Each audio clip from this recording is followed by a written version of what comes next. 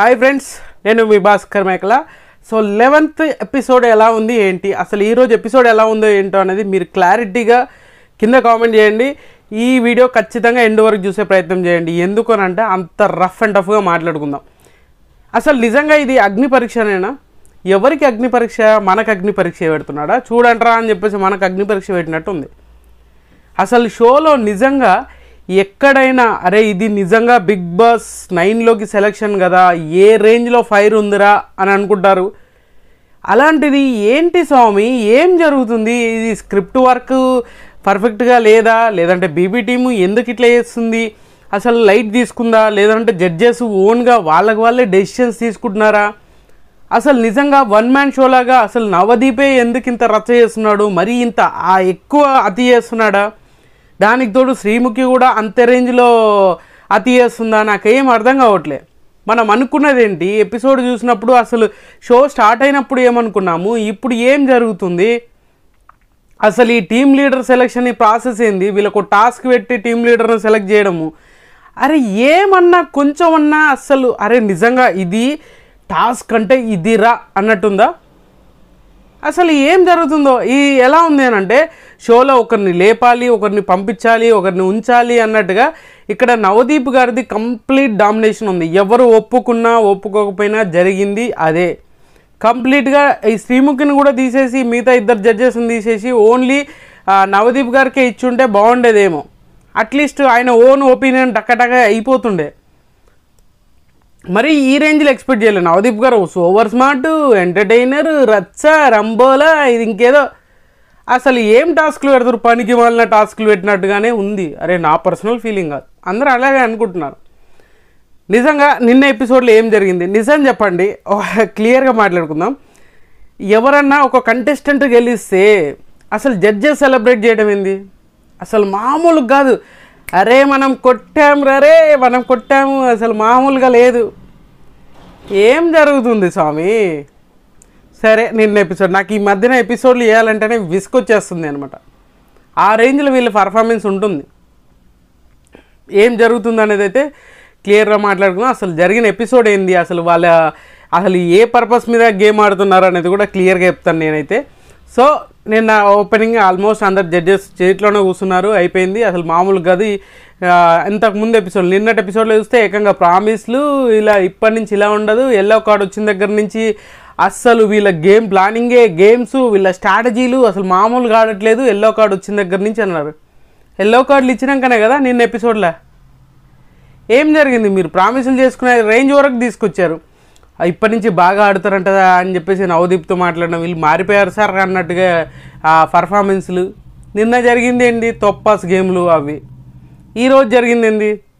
వచ్చారు super duper బంపర్లక. So మొత్తానికి టాస్క్లు అయితే స్టార్ట్ చేస్తారు. ఈ టాస్క్లు కూడా అదిరిపోయే టాస్క్లు, మామూలు కాదు.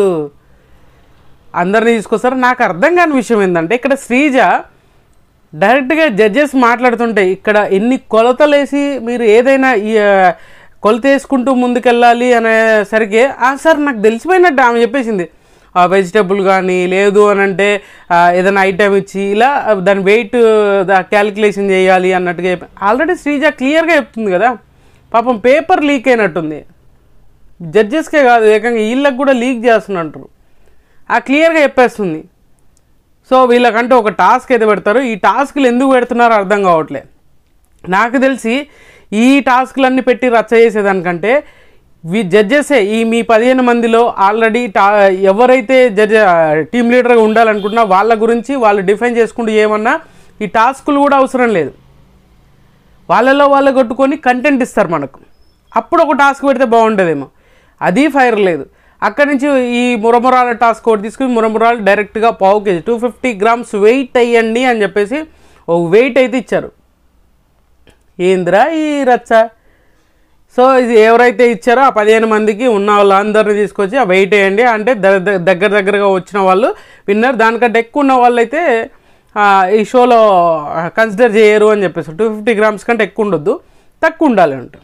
సో అలా వెయిట్ చేశారు, మురమలతో వెయిట్ చేశారు. అసలు మామూలు కాదు. అసలు అగ్ని పరీక్ష వస్తుంటే బీజం కొడుతుందబ్బా, జిక్ జిక్ జిక్ అన్నట్టు. అసలు మామూలు కాదు, హర్రర్ మూవీ చూసినట్టే ఉంది నాకైతే.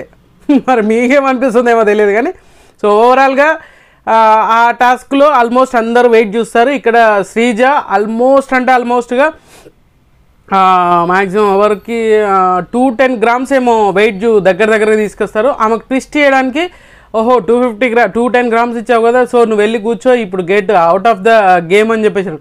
అరే సిల్లీ థింగ్ కదా, దగ్గరగా ఉన్న వాళ్ళు టాస్క్ ఆడతారు, టాస్క్ అంటే కెప్టెన్ లీడర్ అవుతారు. అది క్లియర్గా చెప్పినాక మళ్ళీ శ్రీముఖి వచ్చి ఇదో టెస్ట్ ఉంది ఇలా నువ్వు వెళ్ళి కూర్చో అంటే మిగతా వాళ్ళు ఏమన్నా ఆమెకు డెక్ ఉన్నారా, లేదంటే 250 grams కంటే ఎక్కువ తీసుకున్నారా? అది కూడా లేదు కదా.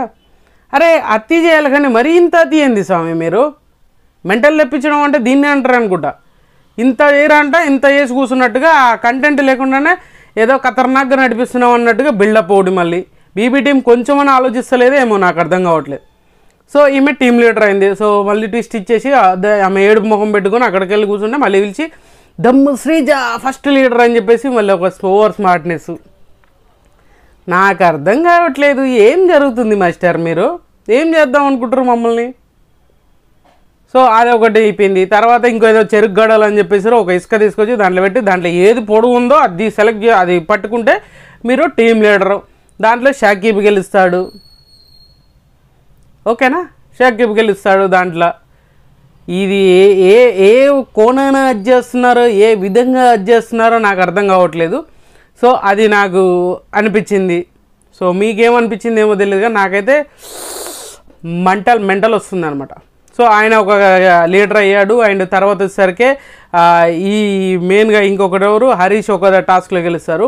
ఇక్కడ నాకు హరీష్ నచ్చింది ఏంటి అంటే, ఎవరైతే ఆల్మోస్ట్ హరీష్ తీసుకొచ్చినప్పుడు ఏంటిదబ్బా అది ఒక చేసేసి ఇద్దరు సేమ్ ఈక్వల్గా వెయిట్ అనేది రాస్తారు.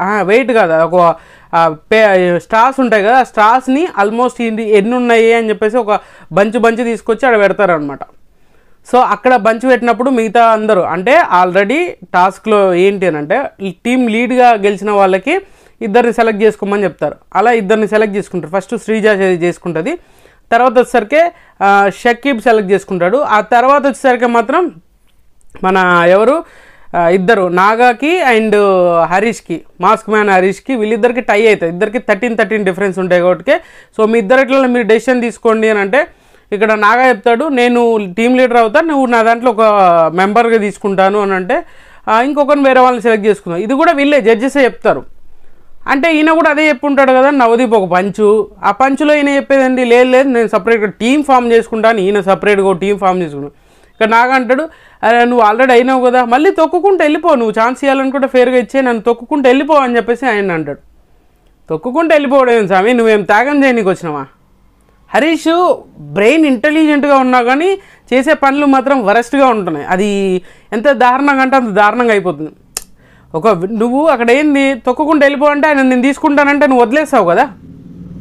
ఇదే ఓవర్ స్మార్ట్ గేమ్ ఆడుకొని ఓవర్గా థింక్ చేసేసి ఎక్కడికో తీసుకెళ్దాం అనుకున్నా ఎక్కడో పడుకోబెడుతున్నాడు. మాస్క్ మ్యాన్ ఈ కొన్ని విషయాల్లో వరస్ట్గా అనిపిస్తున్నాడు కూడా మనోడు.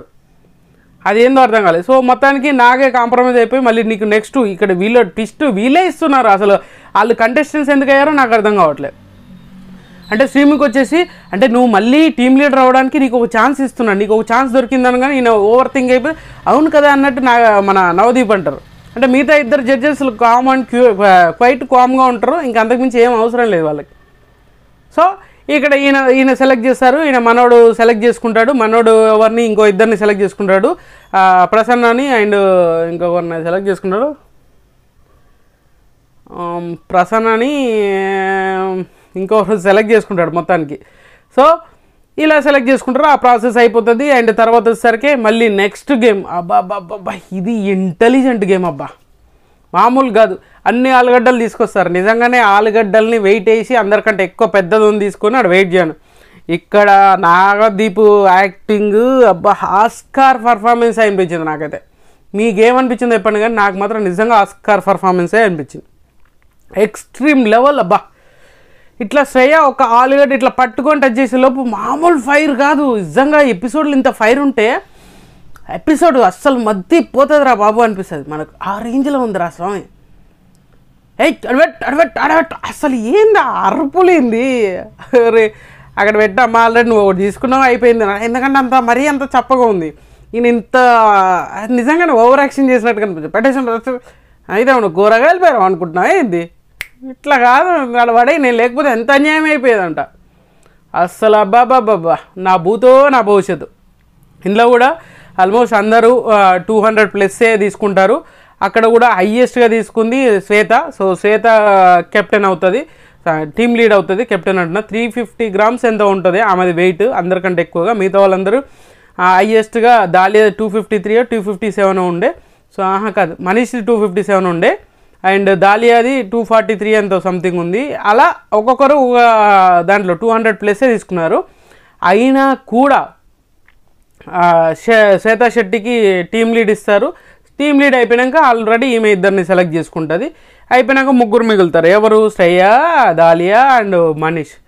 నిజంగా వీళ్ళు గేమ్ ఆడి గెలిచిన దానికంటే ఎక్కువ జడ్జెస్ గెలిచిన ఫీలింగ్ ఉందబ్బా. మా బిడ్డరా నా బిడ్డరా అన్నట్టు అసలు ఆమె శ్రేయ గెలిచింది. అబ్బాబ్బాబ్బా, నా భూతాల భవిష్యత్తు. కెప్టెన్ గురించి రచ్చ నడుస్తుంది. దీంట్లో ఓటింగ్ పెట్టాల్సిన అవసరం లేదు. ఫస్ట్ థింగ్ ఓటింగ్ పెట్టేసి, లేదంటే వీళ్ళకి కూడా ఒక టాస్క్ పెట్టేసి ఆ టాస్క్లో గెలిచిన వాళ్ళని టీమ్ లీడ్ చేయొచ్చు. ఈ ముగ్గురే మిగిలిపోయారు కాబట్టి ముగ్గురికి మళ్ళీ అవసరం లేదని చెప్పేసి ఓటింగ్, అక్కడ కూర్చున్న వాళ్ళందరూ ఓటింగ్ వేయండి అని చెప్పేసి అని అంటారు.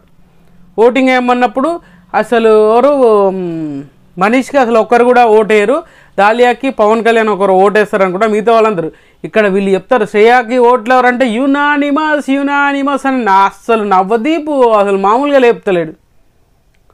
అరే కంటెంట్ ఉంటే లేపండి బాస్, ఎవడొద్దనిలే. కంటెంట్ లేకుండా ఏదో మమ్మల్ని ఎందుకు ఈ టార్చర్, అగ్ని పరీక్ష మాకెందుకు పెడుతున్నారు? మీరు పడాల్సింది పోయి మీరు పడరు, కంటెస్టెంట్ పడరు, చూసే ఆడియన్స్ మాత్రం అగ్ని పరీక్ష ఫేస్ చేయాలా? నాకు అర్థం కాదు. కానీ ఎందుకు సార్ మరి ఇంత దారుణంగా, ఇంత క్రూషియల్గా తయారయ్యారు మీరు? సో ఇది అయిపోయిందా? సో మొత్తానికి ఈమె టీం లీడ్ అవుతుంది. ఈమెకు ఉన్న వాళ్ళు ఇద్దరు చేస్తారు. ఇంకా మెయిన్ టాస్క్ గురించి మాట్లాడతాం. మెయిన్ టాస్క్ దేని గురించి? ఓట్ అప్పీల్ గురించే మెయిన్ టాస్క్. అదరగొట్టరు కదా మామూలుగా. ఓ బెలూన్స్ పెడతారు అబ్బా. బెలూన్స్ ఒక నెట్ కట్టేసి ఒక పొడవాడిది పెట్టేసి లెవెల్ వైజ్ 1 2 3 4 అలా లెవెల్స్ వైజ్ పెడతారు. ఆ బెలూన్స్ పెట్టి మధ్యలో స్టిక్స్ పెడతారు, అంటే పైపులు. ఆ పైపులు పెట్టిన దాన్ని ఒక్కొక్కటి తీస్తూ ఉంటే అందులో బ్లాక్కి బెలూన్స్ ఉంటాయి 2. ఆ బ్లాక్ బెలూన్స్ పడితే అవుట్ అయినట్టు గేమ్లో నుంచి. ఈ అవుట్ అవ్వడం కూడా ఎలా? ఆడిన వాళ్ళు ఒక్కరే కాదు, వాళ్ళ టీం మొత్తం ఎలిమినేట్ అవ్వాలి, ఆ గేమ్లో నుంచి ఎలిమినేట్ అవ్వాలి. ఇది ప్రాసెస్. ఇందులో ఆల్మోస్ట్ అందరూ బాగానే పర్ఫార్మెన్స్ చేశారని అంటే ఓకే. మరి ఇది అగ్ని పరీక్ష షో ఫేస్ చేసేంత టాస్క్లు అయితే కాదు అనేది నాకు పర్సనల్గా అనిపించింది. మరి మీకు ఏమనిపిస్తుందో నాకు అర్థం కావట్లేదు. కానీ బట్ అది చేసినప్పుడు ఆల్మోస్ట్ ఫస్ట్ శ్వేత రాగానే ట్యాక్మన్ లాగుతుంది, బ్లాక్ బెలూన్ పడుతుంది. అంటే మిగతా వాళ్ళు అందరూ టీంలో ఆడతారు. ఈమె 5th టీమ్గా ఈమె లాస్ట్లో వెళ్ళి ఒకే దాంతో దిగగానే మొత్తం బెలూన్స్ కింద పడిపోతాయి. ఈమె షోలో నుంచి కట్టు. ఈమెతో పాటు ఉంది నాగు, అనుష. వీళ్ళిద్దరు కూడా టీంలో నుంచి అవుట్. అంటే టాస్క్లో నెక్స్ట్ రౌండ్కి వెళ్ళడానికి అవుట్ అనమాట. సెకండ్ లెవెల్కి వెళ్ళి సెకండ్ లెవెల్లో కూడా ఆల్మోస్ట్ అందరూ పర్ఫార్మెన్స్ చేస్తారు, బాగానే చేస్తూనే ఉన్నారు. మొత్తానికైతే ఇక్కడి నుంచి డైరెక్ట్గా వెళ్ళేసరికి మన నెక్స్ట్ ఎవరో ఉన్నారు కదా, అలా ఒకరొకరు అవుట్ అవుతూ ఉంటారు. లాస్ట్కి వచ్చేసరికి Shakib team and Shriya team, వీళ్ళిద్దరు టీంలు అయితే ఉంటాయి. వీళ్ళిద్దరు టీంలు అంటే మిగతా వాళ్ళు కూడా బాగానే ఆడారు. ఆ తర్వాత వచ్చేసరికి ఎవరు దాలియా కాదు, ఆల్మోస్ట్గా Shakib team and Shreya team వీళ్ళిద్దరే టాప్లో ఉంటారు. వీళ్ళిద్దరిలో కూడా ఆల్మోస్ట్ ఎవరు గెలుస్తారనే దానికంటే ఎక్కువ అక్కడ ఇంటెన్షన్, జడ్జెస్ ఇంటెన్షన్ చూస్తే బాగా మెంటల్ వచ్చింది. శ్రేయ గెలుస్తుందా, గెలుస్తుందా ఆ టెన్షన్ చూస్తుంటే నిజంగా మనకు టెన్షన్ వస్తూ ఉంటుంది. అరే వీళ్ళు ఎందుకురా ఎంత చేస్తారు, మనకు చిన్న పిల్లలు చేస్తారు కదా ఇంటికాడ ఉండి ఇంతకన్నా మంచి యాక్టింగ్. అలా అస్సలు మనం ఎక్స్పెక్ట్ చేయని రేంజ్లో, ఎక్స్పెక్ట్ చేయని విధంగా మారిపోయింది అనమాట. సో ఇక్కడ నెక్స్ట్ హరీష్ వెళ్ళిపోతాడు. తర్వాత శ్రీజ వెళ్ళిపోతుంది. శ్రీజ తర్వాత వీళ్ళిద్దరు మిగులుతారు. సో శ్రీజ టీంలో కూడా ఏదో మేనేజ్ చేద్దాం అనుకొని ఇంకేదో చేస్తూ ఉంటారు. బట్ ఏంటంటే ఓవరాల్గా నాకు ఎపిసోడ్ చూసినప్పుడు ఏంటంటే వీళ్ళు అగ్ని పరీక్ష మనకు అగ్ని పరీక్ష లాగా మార్చారు తప్పితే అక్కడ అగ్ని పరీక్ష లేదు. వీళ్ళు బీబీ టీం ఏంటంటే ఆల్రెడీ ఒక 5గురిని సెలెక్ట్ చేసేసుకున్నారు, వాళ్ళే వెళ్ళిపోతారా అన్నట్టుగా ఉంది. సో మిగతా వాళ్ళని బాగోదు కదా, మనం షో అనౌన్స్ చేసాం, నడిస్తే బాగోదు, నడిపించేద్దాం ఏదో విధంగా, చూసే గొర్రెలు ఉన్నారు కదా, మనల్ని అంత దారుణంగా నమ్మే వాళ్ళు ఉన్నారు కదా అన్నట్టుగా నడిపిస్తున్నారు. సో ఇది ఓవరాల్గా ఎపిసోడ్లో జరిగింది. ఓటప్పిల్ అడిగింది దాలియా, వీళ్ళ టీం శ్రేయ టీం గెలిచింది కాబట్టి దాలియాకి ఛాన్స్ ఇస్తానంటే ఆమె ఓటప్పిల్ అనింది. బెస్ట్ పర్ఫార్మర్ వచ్చేసరికి శ్రేయ. అసలు ఆమెను ఏకంగా ఎత్తుకొని తిరుగుతున్నారు కదా. నిజంగా పాపం బిగ్ బాస్లో అభిజిత్ ఆ కప్పు తీసుకున్నప్పుడు కూడా అంత ఆనందపడి ఉన్నాడు. ఆ రేంజ్లో ఆనందపడ్డట్టు అనిపించింది. ఆమెను అంత రేంజ్లో చెప్పారు. మమ్మీ ఈ విజయం నీకు అంకితం అని చెప్పేసి ఆమె చెప్తుంది చూడు శ్రేయ. అబ్బా సాయిరామ్ అనిపిస్తుంది నీకు.